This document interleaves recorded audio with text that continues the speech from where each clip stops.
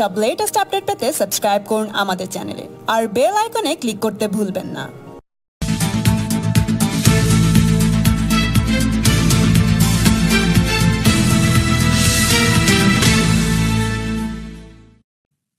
সফলভাবে সম্পন্ন হয়েছে গাইবান্ধার সুন্দরগঞ্জে কোমর জোড়া লাগা 2 শিশুকে আলাদা করার অস্ত্রোপচার।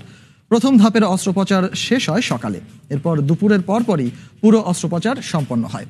চিকিৎসকরা জানান, অস্ত্রোপচার সফল হলেও পুরোপুরি সুস্থ হতে শিশু তৌফা ও তহুরার আরও বেশ কয়েকটি অপারেশনের প্রয়োজন হতে পারে।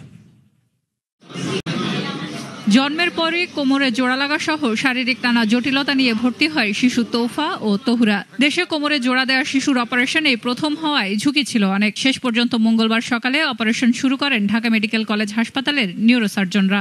অপারেশন থিয়েটারে যখন অস্ত্রোপচার চলছিল, বাইরে তখন সুখবরের জন্য সবার অস্থির অপেক্ষা।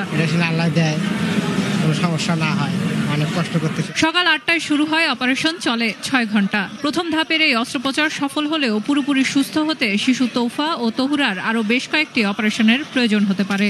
অজ্ঞানের ঝুঁকি ছিল, আপনারা জানেন, এবং অনেক সময় ধরেই এই অজ্ঞানটা চলেছে, সকাল 8টা থেকে 5টা পর্যন্ত। বাচ্চাগুলো ঝুঁকির মধ্যে ছিল এবং আমরা ভয়ে ছিলাম যে বাচ্চাগুলো রিকভারি করবে কিনা ঠিক মতো, কিন্তু বাচ্চাগুলো খুব সুন্দর করে ওরা কান্না করেছে, খুব সুন্দর করে ওরা পাগুলো নেড়েছে। অপারেশনের মূল যে বিষয়টা ছিল সেটা হলো বাচ্চা দুটোকে পৃথকীকরণ। সবচেয়ে দুরূহ ছিল মেরুদণ্ডের হাড় এবং মেরু মজ্জা যে স্পাইনাল কর্ড, সেটা সেপারেশন করা। চিকিৎসকরা জানান, এই ধরনের অপারেশনের পরও অনেক সময় ঝুঁকি থেকে যায়, তাই আবারও অপারেশনের প্রয়োজন দেখা দিতে পারে বলে জানান তারা। মেরুদণ্ড সেপারেট করা একটা চ্যালেঞ্জ ছিল, এই কাজটুকু সম্পন্ন হয়ে গেছে।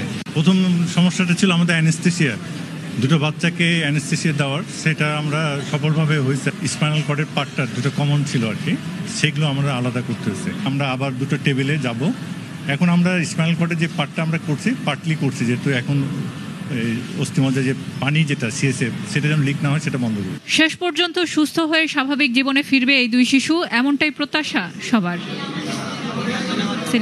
সব লেটেস্ট আপডেট পেতে সাবস্ক্রাইব করুন আমাদের চ্যানেলে আর বেল আইকনে ক্লিক করতে ভুলবেন না।